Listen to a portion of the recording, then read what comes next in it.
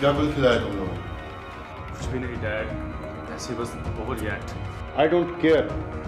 तुम लोगों की कोई हद ही नहीं है यार। Do whatever you want, लेकिन यूनिवर्सिटी की रेपुटेशन का तो कुछ ख्याल कर लो please. Do you realise what position I am in? Media वाले बाहर खड़े हैं और तुम्हारे बैंक की इन्वॉल्वमेंट का सबको पता है। All the board members are looking at me now just because you are my सन।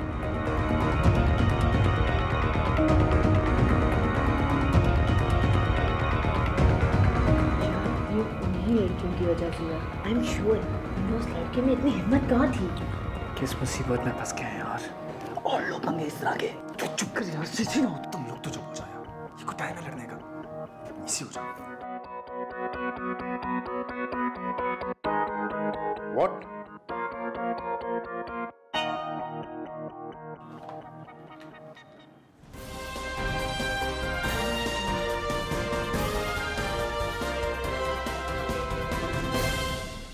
क्या आप हमें बता सकती हैं कि यहाँ पर आज कोई सुसाइड का केस हुआ है?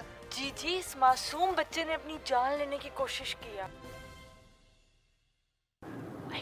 आज यूनिवर्सिटी की इंतजामिया हमें अंदर जाने से भी इनकार कर रही है और हमारे साथ बात करने से भी इनकार कर रही है। This is just too much.